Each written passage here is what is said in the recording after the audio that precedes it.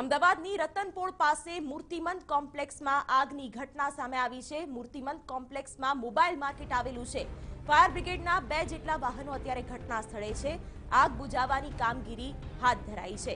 દ્રશ્યો પણ અમે આપને બતાવી રહ્યા છીએ। દૂરથી જ ધુમાડા દેખાઈ રહ્યા છે અને મોબાઈલ માર્કેટમાં આગની આ ઘટના।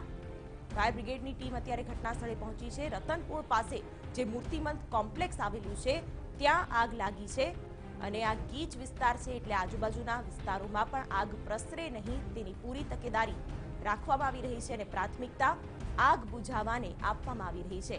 અને અત્યારનો સમય છે એટલે ત્યાં લોકોની આવન જાવન પણ હોય તે સ્વાભાવિક છે।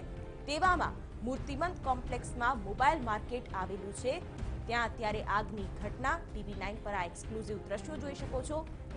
અત્યારે આગ બુઝાવવાની કામગીરી હાથ ધરવામાં આવી છે। પોળ વિસ્તાર છે એટલે સ્વાભાવિક છે કે વિસ્તાર ગીચ હોય। આસપાસ મકાનો પણ આવેલા છે, અન્ય કોમર્શિયલ કોમ્પ્લેક્સ પણ જોઈ શકાય છે અને તેવામાં આગ બુઝાવવું એક પડકાર બની જતો હોય છે ફાયર ફાઇટર્સ માટે। અત્યારે ફાયર બ્રિગેડની ટીમ ઘટના સ્થળે હાજર, આગ બુઝાવવાનો પ્રયત્ન। આગની ભીષણતા પણ દ્રશ્યો પરથી ખ્યાલ આવે છે। TV9ની ટીમ ત્યાં પહોંચી છે। TV9 પર આ એક્સક્લુઝિવ દ્રશ્યો પણ જોઈ શકો છો। ફાયર બ્રિગેડના 2 જેટલા વાહનો ઘટના સ્થળે પહોંચ્યા છે અને પાણીનો મારો ચલાવીને અત્યારે આગ પર કાબુ મેળવવાનો પ્રયત્ન હાથ ધરાયો છે।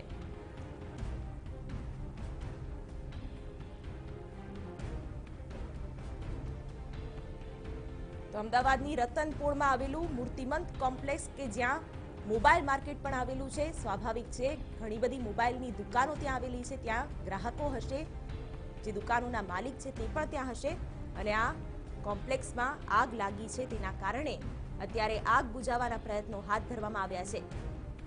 આગ બુઝાવવાની કામગીરી જો કે થઈ રહી છે। પોળ વિસ્તાર છે, ગીચ વિસ્તાર છે એટલે આસપાસ અડીને આવેલા જે મકાનો છે ત્યાં પણ આગ પ્રસરે નહીં તેની તકેદારી રાખવી પડે।